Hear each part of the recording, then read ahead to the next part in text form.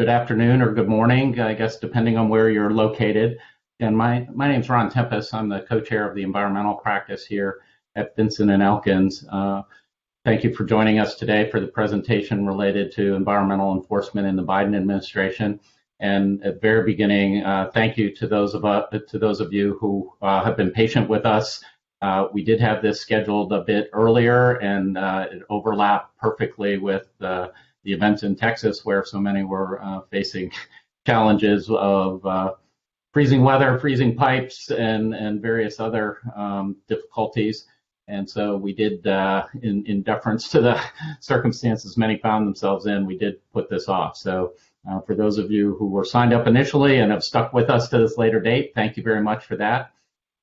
In terms of today's panelists, we can go ahead to the next slide.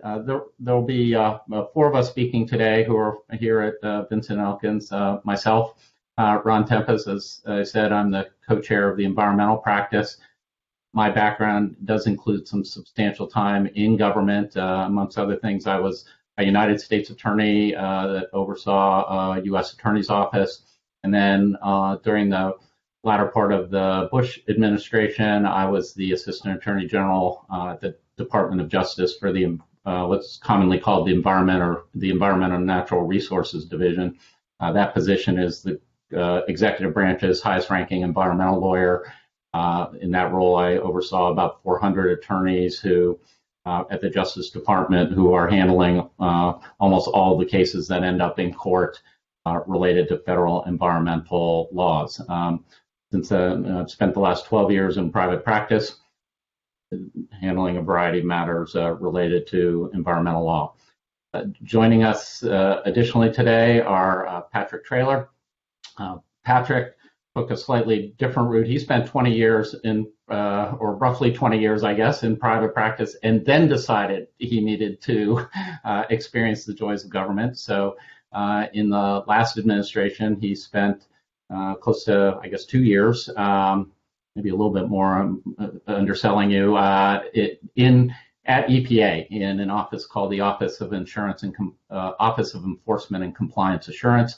That is basically the organization within EPA that has a collection of lawyers and investigators who undertake almost all of the investigative enforcement work that EPA pursues under statutes such as the Clean Air Act, the Clean Water Act, and CERCLA, RCRA, all of those.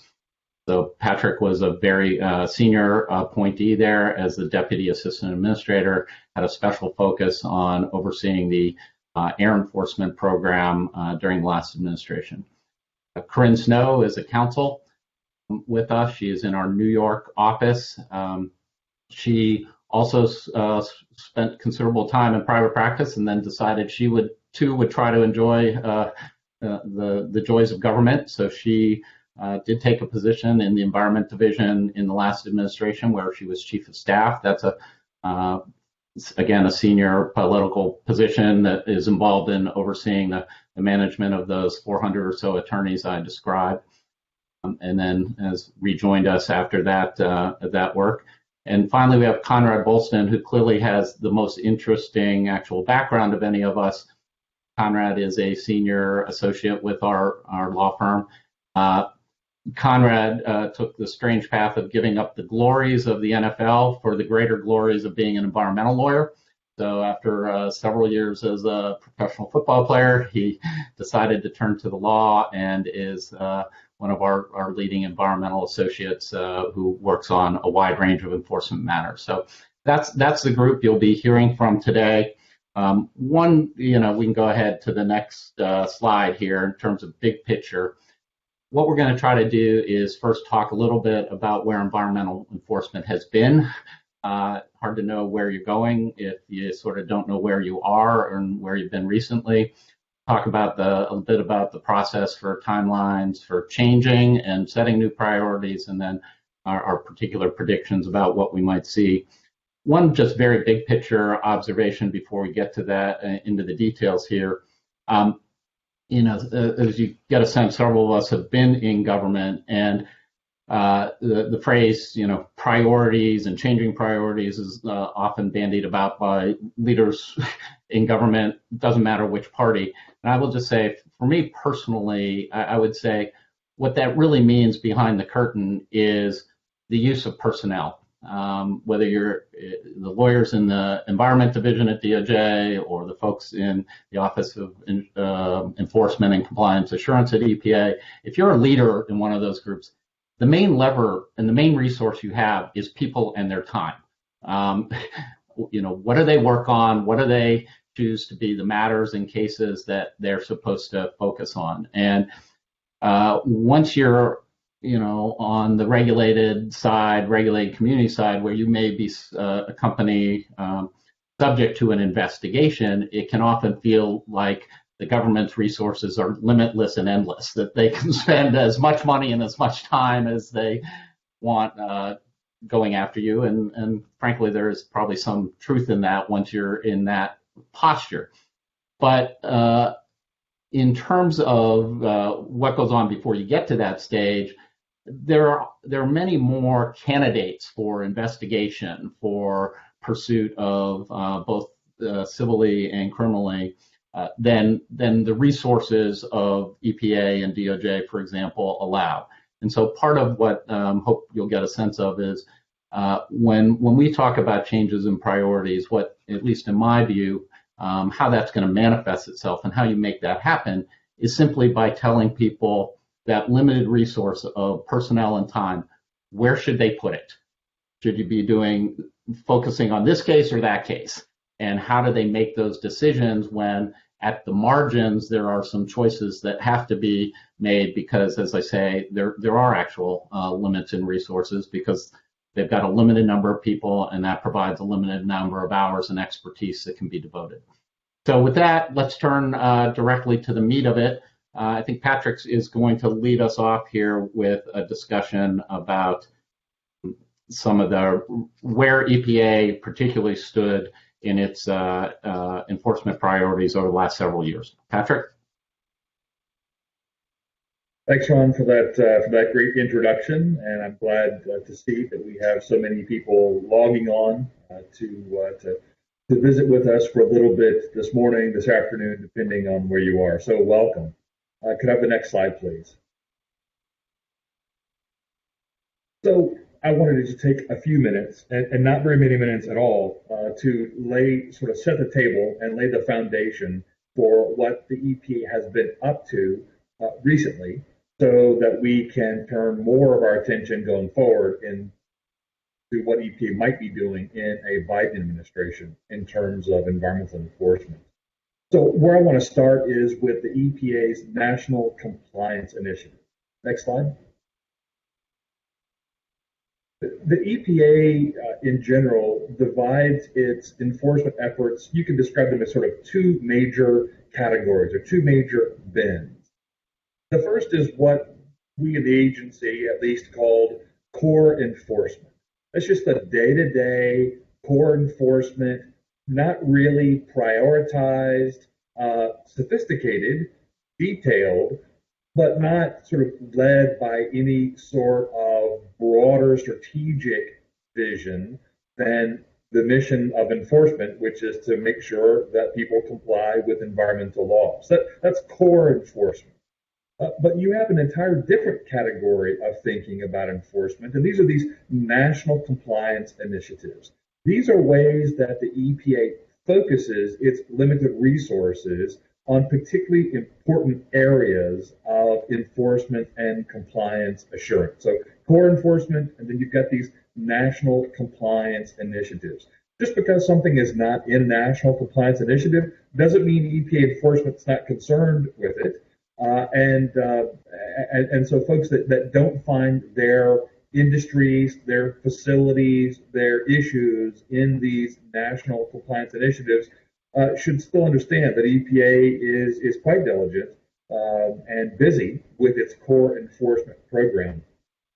The 6 current NCIs, they're called National Compliance Initiatives, have to do with, you can see here on the slide, creating cleaner air for communities. That's focused on on hazardous air pollutant and ozone precursor kinds of emissions that would have an impact on communities nearby, that contribute to ozone pollution at the ground level, and so forth. Reducing hazardous air emissions are focusing on HAPs at hazardous waste treatment facilities.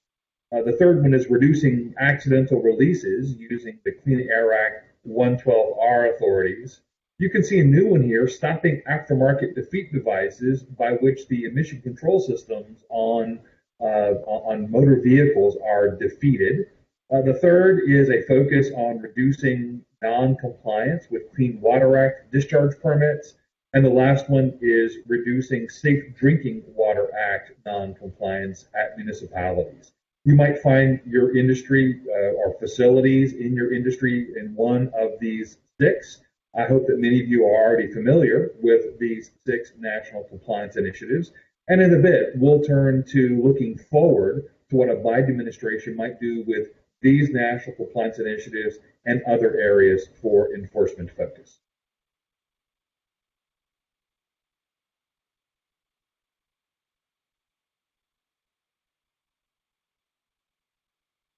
Thanks, Patrick. So if you go to the next slide, like EPA, and as Ron mentioned earlier, DOJ also sets principles and priorities for how it's going to handle the environmental enforcement cases that get referred over to it by EPA and other agencies.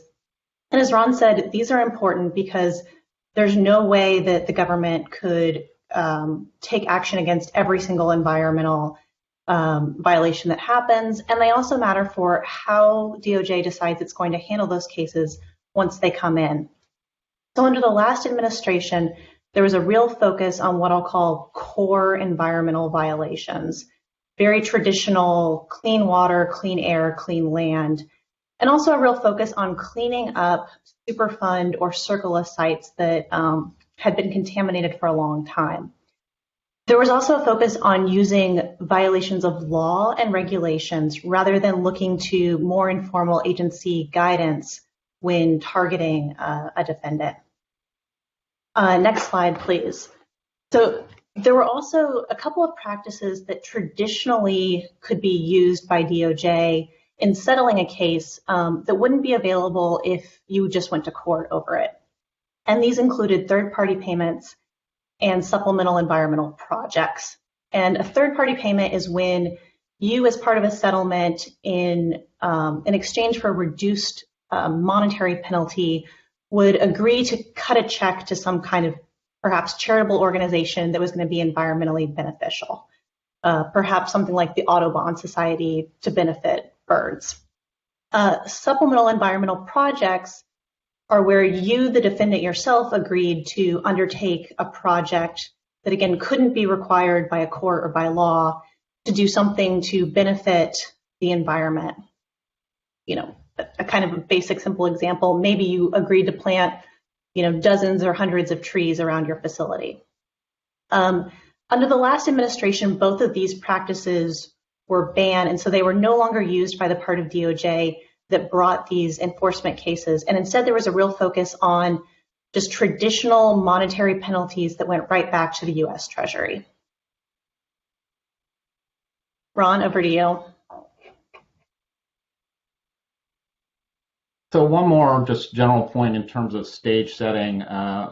There, as we'll mention here in a minute, there are some other agencies besides DOJ and EPA who matter, but they are probably the most consequential, I think, for probably this audience. And so it's a little bit we're talking about just, again, their respective roles and how they work together. So the EPA is, you can imagine, as to a variety of environmental statutes like Clean Air Act, Clean Water Act, CERCLA, things like that. They've got the investigative personnel, the people who go out, can gather facts, can analyze information in the first instance, who typically get leads or tips about a potential violation, who do facility inspections. And some of those people are lawyers and some of those people are technical experts, and they work together. And when they have a matter that they've begun to develop, there then kind of becomes a choice. EPA has, under its statutory authorities, its own unilateral authority, so to speak, to impose an administrative penalty. And while it's a wild oversimplification, you might think of that as a bit like when you get the traffic ticket from the police officer who can write you the violation notice, and you're going to decide, are you going to pay it? Are you going to challenge it? And if you challenge it, then there are some rights to challenge within the agency, go to court. And maybe to carry the analogy a step further, maybe a step too far, typically there's some opportunity to negotiate those violations beforehand. You get a notice of them, maybe a bit, not exactly like, but a bit like when the police officer says, I got you going 75, and you say, well, if you'll write it for 68, I promise I will pay, and sort of not challenge. And so you sometimes have those kinds of discussions, and you negotiate a resolution just with the agency. Now, there are some constraints on what the EPA can do. The statute itself says this number moves with inflation, but basically a penalty, if they're going to get a penalty of more than $400,000 or around there, they actually need to go to DOJ to get that DOJ's agreement that they should be able to handle that matter on their own. Penalty is going to be less than around $400,000. They don't have to go to DOJ. That's within this administrative power that they exercise on their own. Rough rule of thumb, DOJ is usually willing to give EPA some space and permission to handle things, above 400 up to $1 million or so. When the case starts sounding big enough that the EPA thinks this is worth $1 million or more in terms of violation, very rough rule of thumb, but that begins to be the place where DOJ will often say, we want to hear more about that. We want to be involved in that case. We want to be involved in the negotiation and the resolution of it. So on top of that, then you get a set of cases where EPA may look at it and they know they want a big penalty, but they also know they want not just a check, but they want the company to do and be committed to doing a set of things in the future.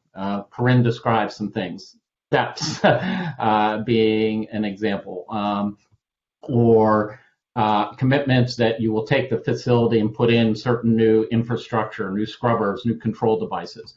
And when EPA is really looking to get those additional things, then they're going to have to work with DOJ, because that's usually going to take a court order resolution at the end of the day where a court has approved it. And if an agency, any federal agency wants to be in court, pretty much DOJ are their lawyers. And so they have to work with DOJ in the same way a company might work with outside counsel to have its case brought to court and presented. So that just leads me to two quick, practice tips for you. I mean, number one, if you're in a matter discussing it with EPA or frankly any of the other federal agencies, and you start hearing a DOJ lawyer is going to be on the call or involved, that's a signal for you that they're starting to look at this as something where potentially they're going to be looking for the more serious type of court resolution. Second thing, may be self-evident, but if you get a grand jury or a search warrant, that's a big signal that DOJ is going to be involved, and perhaps the part of DOJ that all companies most worry about, the criminal prosecutors at DOJ. So that's your moment. I, jokingly say here, be afraid, be very afraid, but that is a moment of, great seriousness for you because it signals a very substantial DOJ involvement. So let's go on to the next slide. This kind of tries to sum those up. You can kind of see on the left side some of the things that EPA can do on its own. You see in the middle the kinds of things where if those are going to be involved, the DOJ has to be involved. And then just note real quickly, one of the unusual things about the world of environmental enforcement is we do have these private attorneys general type statutes, what we call citizen suits, which means that a private organization or a single individual, if they think a facility or company has been violating certain laws, the Clean Air Act, Clean Water Act as examples, they can bring their own citizen suit. They sue in the name of the United States, but as if they were DOJ or the government, and try to prove up civil violations. And those can yield the kind of outcomes you see here: civil penalties, injunctive reliefs, and uniquely, attorney's fees to the plaintiffs who have gone ahead and sued using the citizen suit provision. So let's go ahead from there. I think we're going to flip it at this point to Conrad, who's going to talk about kind of some of the most recent results that the new administration will build off of. Conrad? Thanks, Ron. Next slide, please. So I'll be talking about EPA's fiscal year 2020 compliance results, and they came out in January 2021. And in these types of announcements, EPA publishes metrics and facts, among other things, to kind of tout its enforcement and compliance successes. So the question becomes, how do you interpret something like this? There's several ways to kind of measure success. You might measure pounds of pollution prevented. You might also measure cleanup results, for example. But we're going to focus on a couple that tend to get a lot of attention, which is criminal enforcement numbers and civil penalties. Next slide, please. So this is criminal cases opened, and by that we mean investigations and not cases brought or opened in court. So the number of cases, as you can see, has been declining from 2011 to 2016, likely due to budget constraints and perhaps a low number of criminal investigators at EPA. But as you can see, EPA has increased the criminal caseload. It's rebounded from 2017 to 2020, and that's probably likely due to new investigators and increased funding. Next slide, please. So despite the jump in new criminal investigations at EPA, the number of criminal defendants actually charged was at its lowest point in the past decade in 2020. We expect that going forward, the number of prosecutions will rise for a couple of reasons. The first of which is criminal cases naturally take a long time to develop. So that means the number of criminal prosecutions may not accurately reflect the number of cases opened. So in the last slide, we saw a kind of rise in the cases opened. So we should see a rise in the increase in the number of prosecutions in the near future. And then the second cause was probably the pandemic. I mean, the pandemic had a negative effect on a lot of things last year. In this context, it probably had a negative effect on the government's ability to do things to further prosecutions like hold grand juries and other tasks. Next slide, please. So on the civil side, we provided a graph showing EPA's administrative and civil penalties since 2010. And there's a baseline minimum that's always hit by EPA. It's around the 150 to 200 million range. 2018 was kind of an anomaly, as you'll see, but in 2020, EPA assessed about 160 million, which is just below average for the past decade. And as you can see in this graph, big spikes typically occur when EPA lands large one-time settlements. So the spikes are driven by a single huge case. In 2016, that case was Deepwater. In 2017, the big spike was the VW settlement. And in 2020, there'll be another spike for the settlement with Daimler that was just approved on Tuesday or yesterday. Next slide, please. So President Biden's environmental platform during the 2020 election signaled that his administration would press for an increase in investigations and prosecutions of criminal and civil environmental matters. So it should come as no surprise that we expect a surge in cases opened. We've already seen that on the criminal side.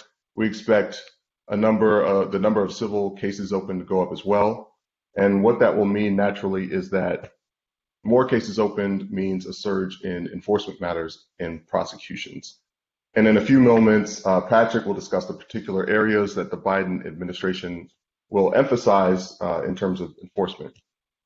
So in sum, the slides we've discussed give a sense of some of the ways that EPA reports on its successes, and by extension, some of the metrics by which EPA can, under the Biden administration, will use to improve its numbers going forward. So they can open more cases, they can push for more prosecution and enforcement in criminal and civil matters, and they can seek larger settlement amounts.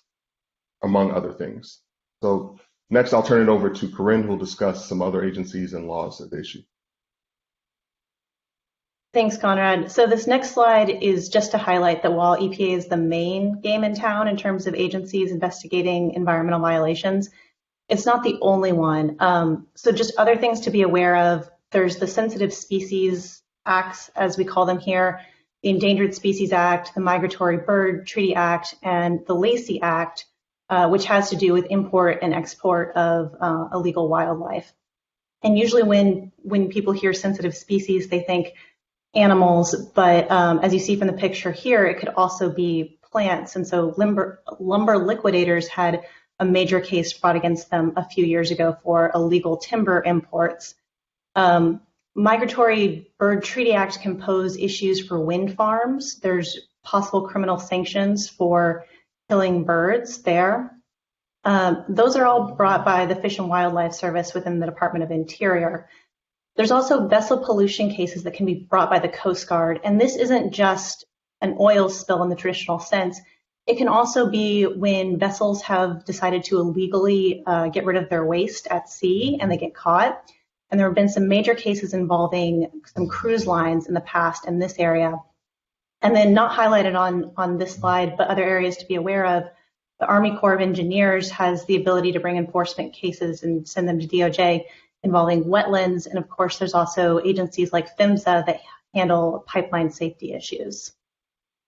So this next slide is our first CLE check-in question. Just so you all know, in order to get CLE credit for today's event, you've got to respond to these poll questions. And the first one we have here is a question about what you think EPA is going to be increasing its efforts in. So while I turn it over to Ron, everyone just take a minute or two while the poll is live to tell us what you think EPA is going to be doing in the next year or so.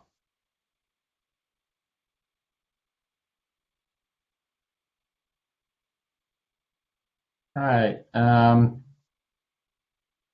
Looks like broadly lots of people voting for sort of the two main categories we've identified being up in terms of enforcement, both numbers and numbers of cases and dollars collected. Why don't we move on? We'll leave the poll open so that people do have time to make sure they register their presence and ability to get CLE credit. Okay, we're going to talk now just a little bit again about process and what will be happening behind the scenes right now. We can go to the next slide and sort of what goes on when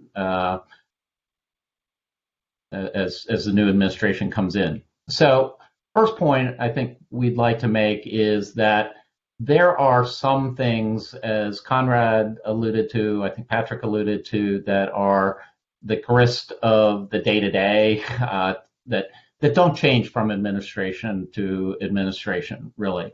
And you see here a couple of them that we put them in categories. And look, the big event, what we call, or I call the big event, so it could be a major spill, it's an explosion or fire. It is the major cheat where the government can prove pretty directly it was lied to in securing some permit or approval, where you have mass false certifications. That was sort of the VW case. Doesn't matter what administration it is, those events are going to get exhaustively investigated, and there is going to be a very high interest in identifying violations and pursuing at a minimum civil enforcement, and often on top of that criminal. So that will be there. It will always be there. It's not going to change. There are the things that Patrick, I think, again, and Conrad referred to as some of the grist of the day-to-day, direct violations of the traditional statute. So people who are in situations where there is just strong evidence that a water discharge permit has been violated. Somebody committed dumping, went out to the back creek and just put stuff there rather than taking it to the hazardous waste facility. Those kinds of things. Another area, TSCA, which regulates the use of chemicals, their registration, import, export. those are, again, in the heartland of the kinds of violations that any administration, including this administration, will pursue. Then there's kind of a final area, the Superfund.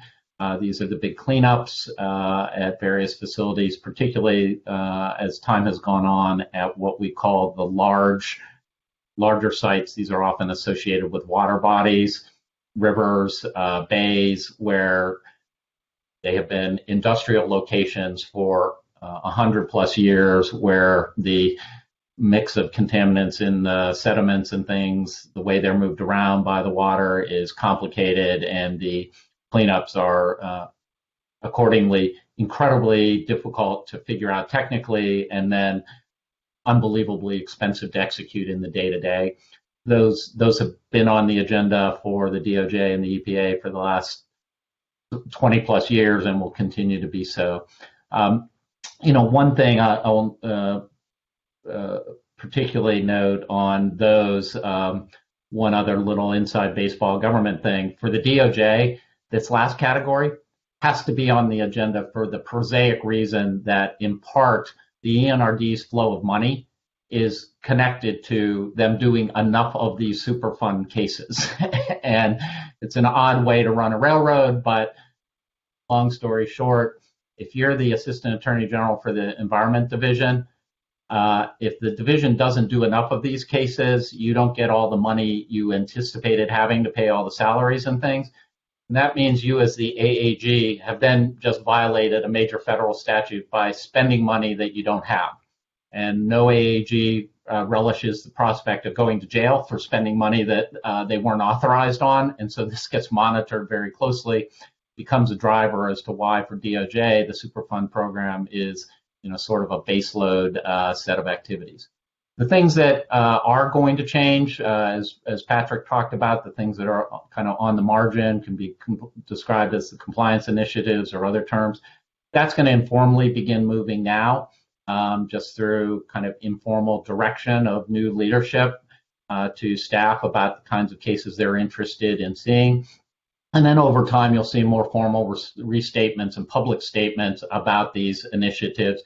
That's likely to wait for the more senior level people to get in, the political appointees to get in. And by more senior, we're talking about people who have to go through Senate confirmation. So in particular, the Assistant Attorney General for the Environment Division, the Assistant Administrator for the Office of Enforcement and Compliance Assurance at EPA. And you can sometimes have a little tug of war between those two if they differ on the margins. And then, DOJ, as Corinne mentioned, manages with other investigating agencies a variety of these non-pollution statutes, like the species statutes and things like the Coast Guard and the vessel pollution enforcement activity. So those will begin to change and move at the margins, first informally and then expressly. So let's go ahead to the next. So I think we're going to turn it over to Patrick now and dig into some of the more particularized areas where we expect to see movement. Well, thanks, Ron. Yeah, that's a good introduction. We are going to talk next about what changes we would expect in a Biden EPA versus past EPAs, regardless of administration. And I want to talk about two different categories of what we would expect to see at the EPA. So next slide. The first one is, I would expect EPA to do more of the same. There is plenty of enforcement going on right now that is very much like what was going on in the past administration, and certainly while I was there. EPA enforcement is vigorous. There are a lot of people. There's a substantial budget, a lot of expertise, and so just because the administrations have now changed doesn't mean that all those people are just going to stop on a dime and then wait for new instructions on what they should do next. They will continue to do what they have been doing over the course of time, whether that's core enforcement or whether it's also the National Compliance Initiative. So we would expect at least EPA to continue to focus on those national compliance initiatives as a way of prioritizing their resources. So, for example, I would expect, and in fact, we've seen in recent days, a continued vigor in this aftermarket defeat device enforcement context. Now, most of those cases are against garages and manufacturers of these tuning devices by which vehicle emission control systems can be tampered. Why would the kind of people that are likely participating today in this call be interested in that initiative? And that's because there are oftentimes a lot of fleets of diesel pickup trucks, energy sector, in other industrial sectors, and there is an incentive to tamper with those vehicles to get better gas mileage, better performance, and more reliability of those vehicles.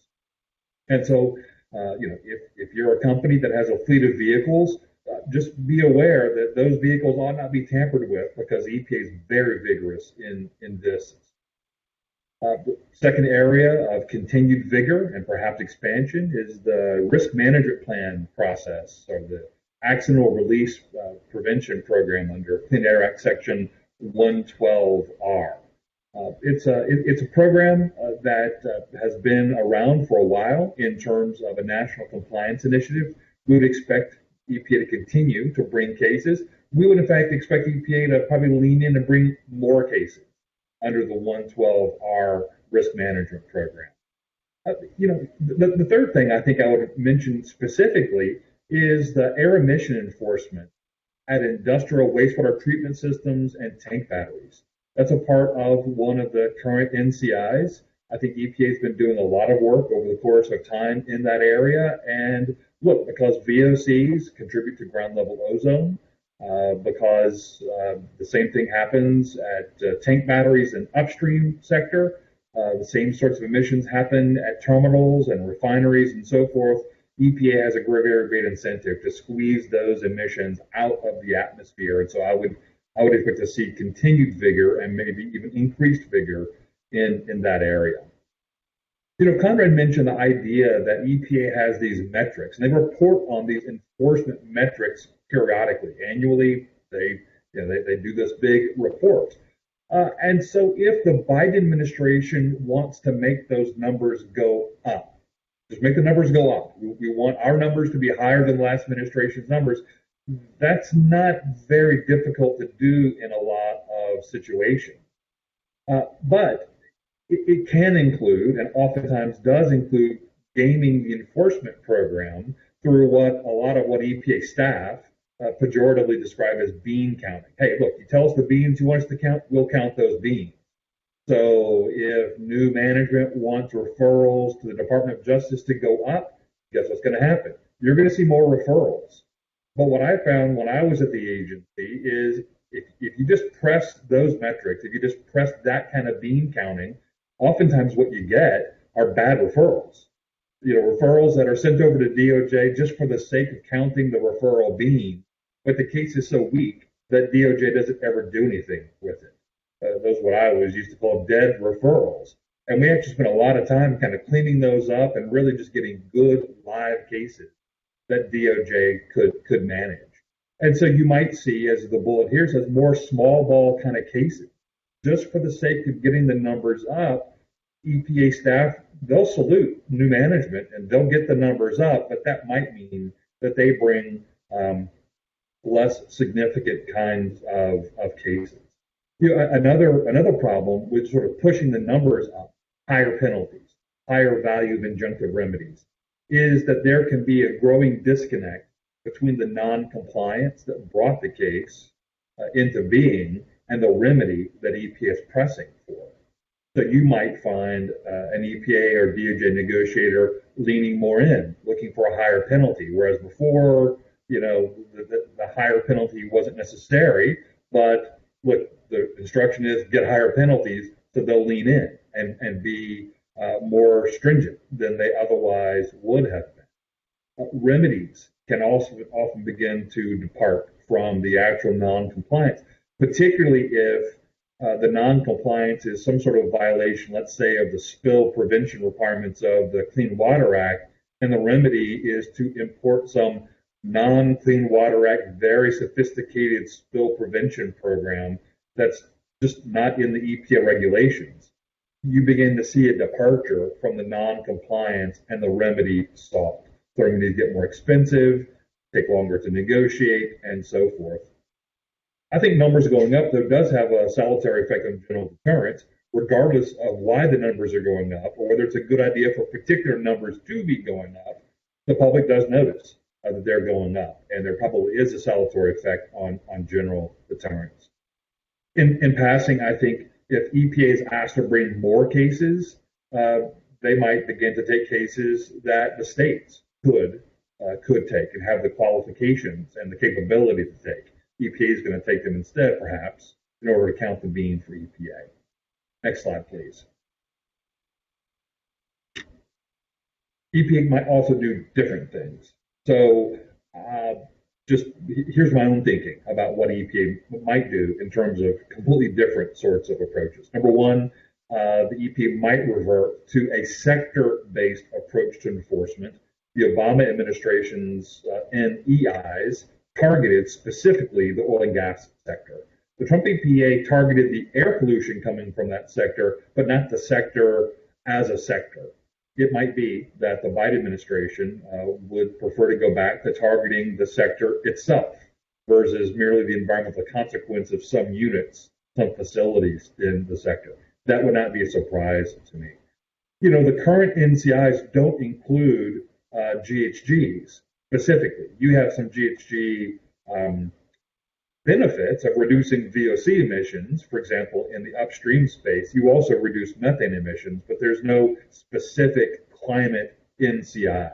That could very well change in a Biden administration. And you have all of these different climate programs, these GHG programs on the books right now, where the Biden EPA could say, look, we're just going to have a new climate NCI or new climate NEI. We're going to fold all this up, and we're very serious about climate enforcement.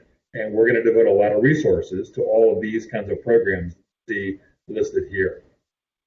I think EPA under a Biden administration could continue its focus on what are described as emerging contaminants.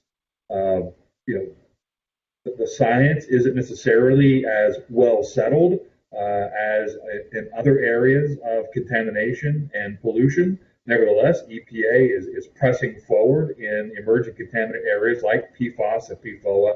We would expect that to continue, perhaps even in advance of stronger scientific understanding of the impacts of these pollutants. I expect that we'll continue to see enforcement in the space.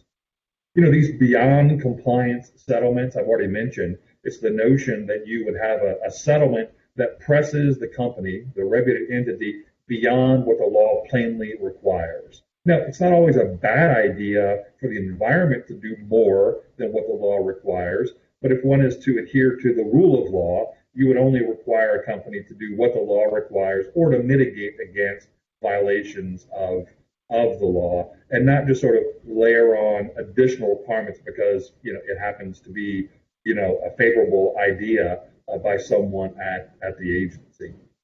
The National Compliance Initiative is currently going to run through September 2023. It would be completely appropriate for the new administration to let these current NCIs sort of run until then and then renew and change them at that time. It's also possible that they might begin to make interim tweaks to the NCIs. So remains to be seen when these things begin to happen. As Ron pointed out, they will likely have to wait until the assistant administrator for OWECA is confirmed by the Senate before you can really begin to move in a fast way towards these interim changes or new NCIs. One thing that I would not expect to see is a return to strong NCI level NSR enforcement, particularly against power plants and so forth, or a strong CSO, SSO enforcement trend. And here's why that's important. A lot of the value of injunctive remedies and civil penalties in the past were driven by these initiatives.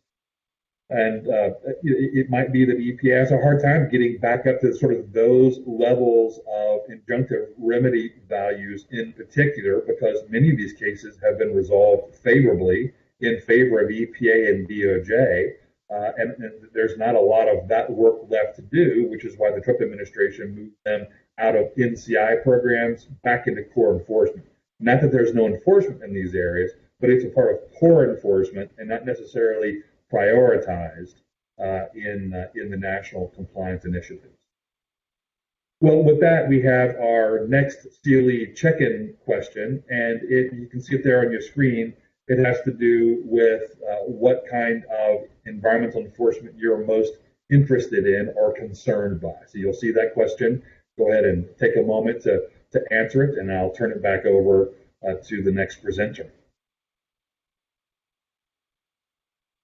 Thanks, Patrick. Ron and I are going to talk briefly about what we're expecting to see on the DOJ side while everyone responds to this. So on the next slide, right now there is no political leadership in ENRD over at DOJ, but the career acting leadership put out a memo in early February that revoked all of the Trump administration's priorities and principles, and also the policies that I talked about earlier that prevented the use of third-party payments or SEPs and settlements.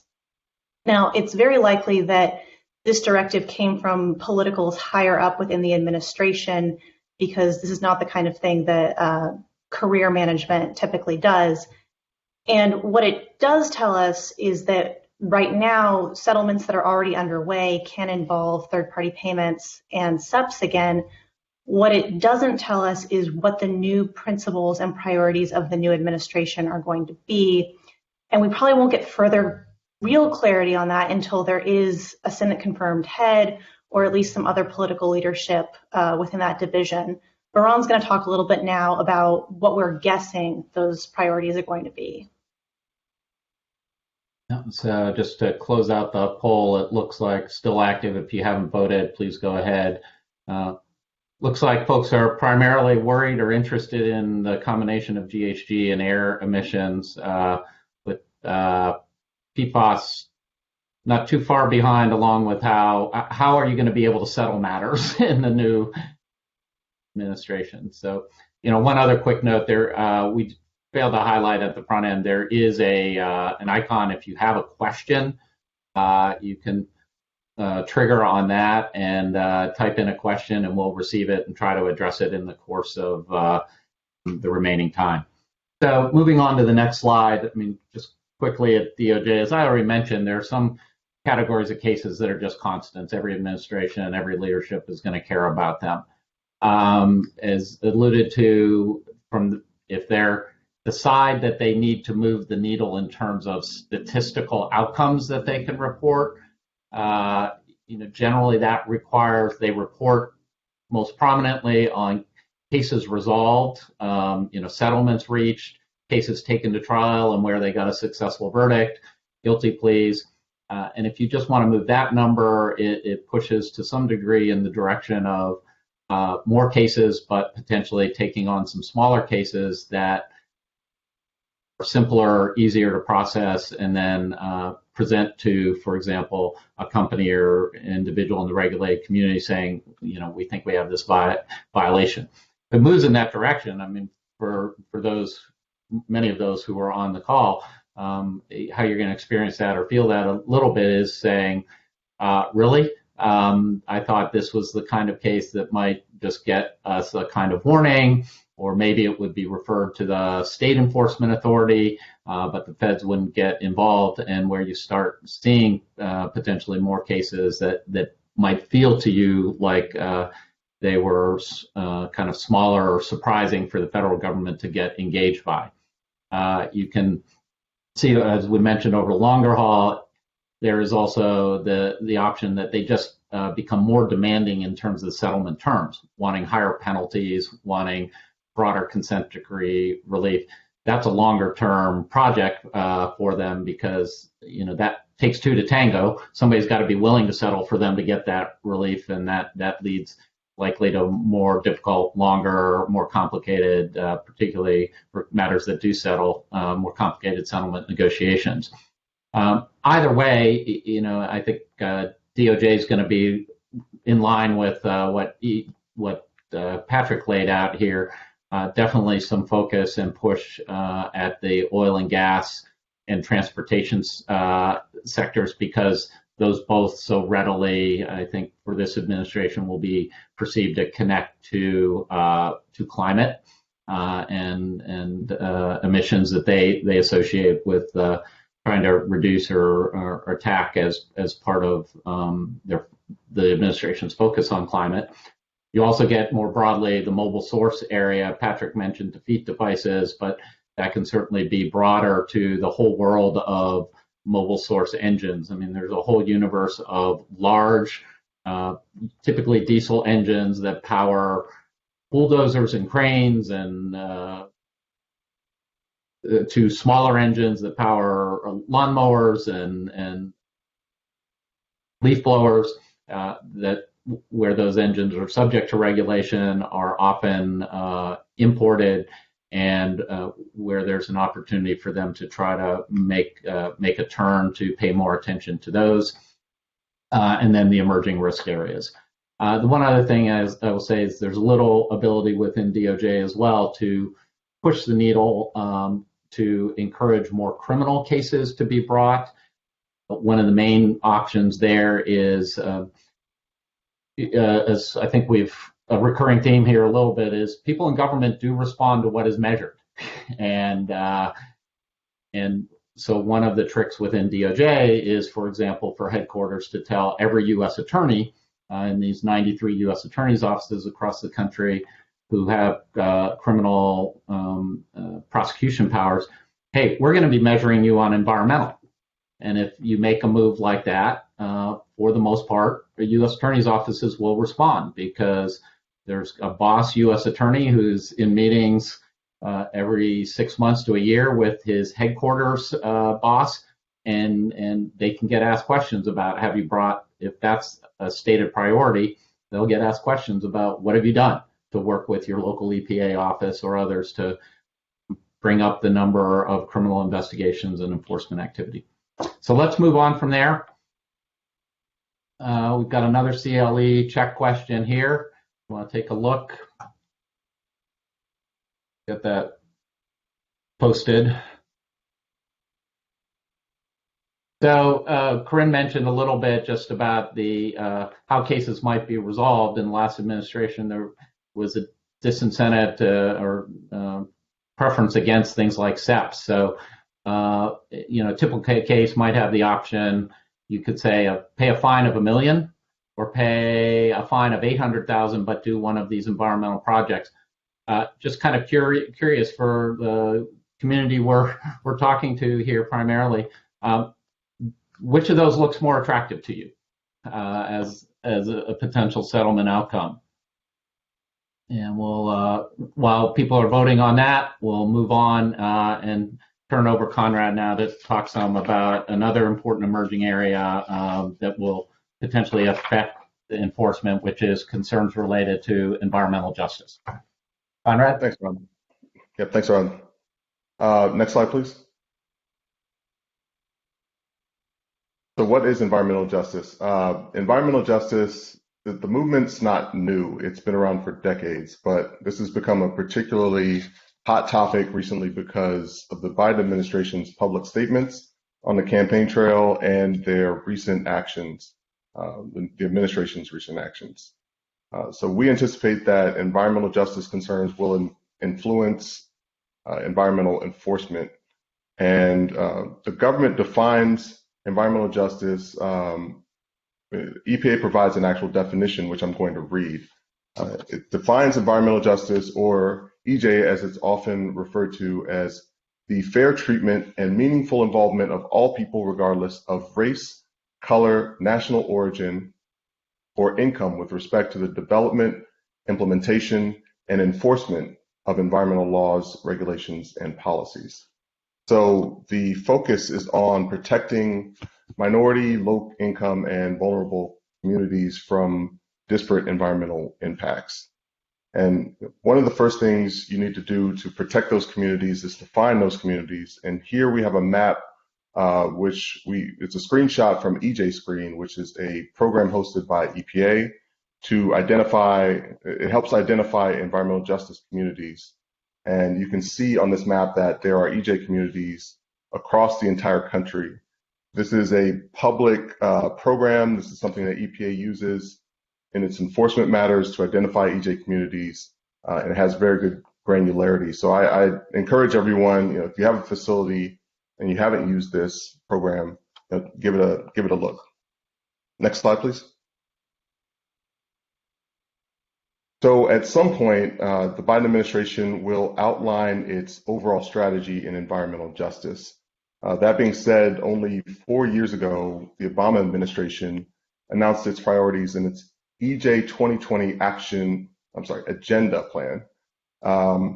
This plan came out near the end of 2016, and given that there's some overlap with Biden administration appointees and Obama administration appointees, you will have people familiar with the strategic plan, and it seems like a natural place to kind of start for the Biden administration to pick up and use as a building block.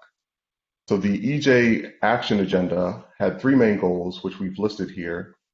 I'll note on the first topic, one of the things EPA planned to do was to identify and create strategic strategies concerning 100 of the most overburdened communities where data indicated that facilities presented a high likelihood of serious noncompliance issues. And last but not least, I'll note that EPA wanted to demonstrate progress in the 4 things listed here: reducing disparities in childhood blood levels, working to ensure that all communities have safe drinking water, achieving national ambient air quality standards in EJ communities, and reducing exposure to contamination at hazardous waste sites in EJ communities. So we think this is a decent indicator of things to come. Next slide, please. So the Biden-Harris team consistently identified EJ as a campaign priority, and some of that has already come to fruition in an executive order that was recently released. Next slide. The name of the executive order is a little misleading. Sections 219 to 223 of the order address EJ, and what we have here are directives given to EPA and DOJ in the context of enforcement. And I won't read them out, but I'll note that EPA has committed to providing the public with real-time data on environmental pollution and creating a new tool with which to measure EJ communities and where they are, and annually publish maps highlighting those communities. So both of those efforts will make new data available and could have the effect of increasing citizen suits and towards actions. Next slide. So this begs the question, what does this mean for the regulated community? One is that any violation in which the impact of the violations is felt by an EJ community is likely to become an enforcement target. Second, any facility near an EJ community may be highly prioritized as a target.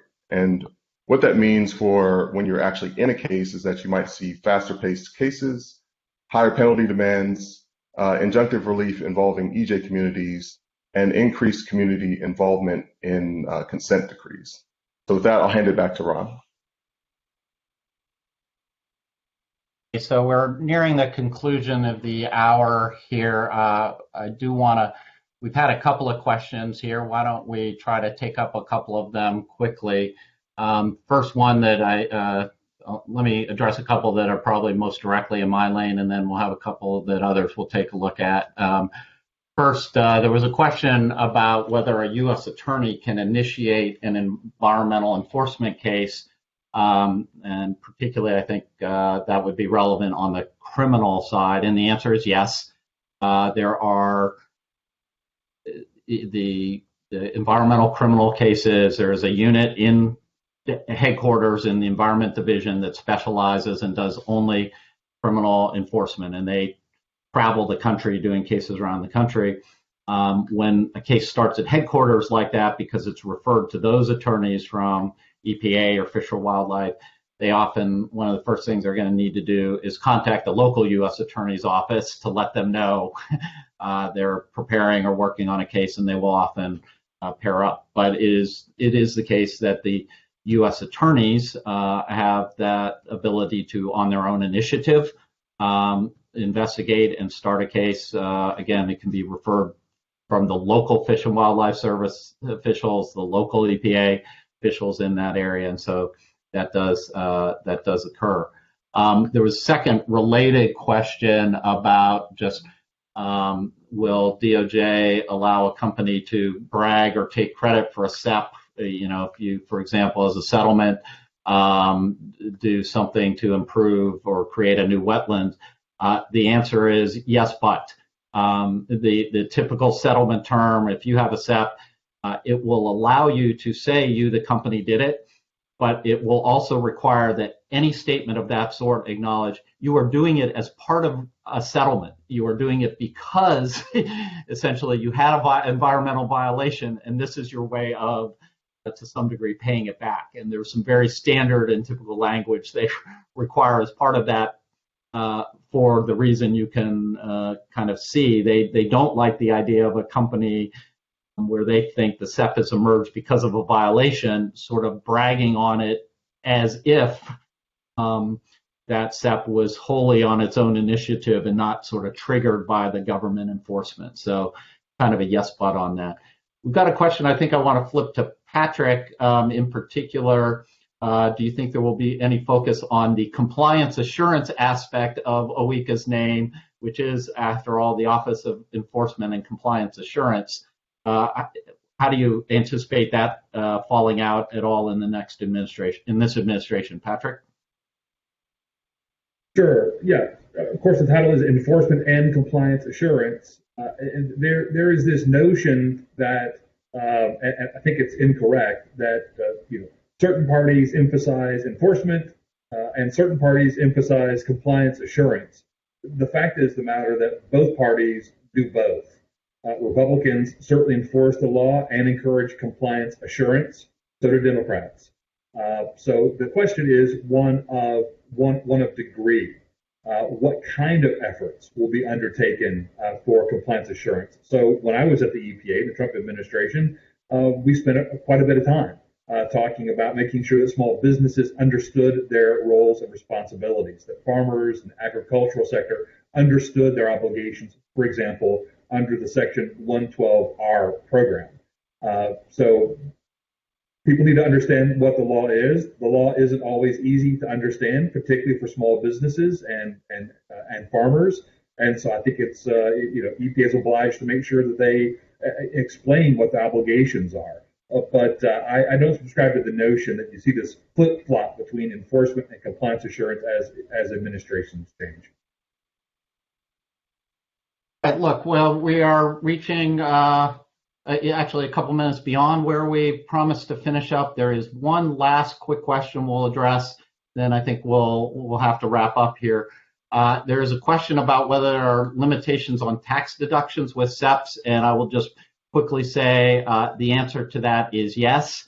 And indeed, this is a kind of emergent area. There is some IRS regulations that are coming out right now about and around this topic of what kind of environmental related costs and expenses that you might have associated with the settlement that are tax deductible and which are not.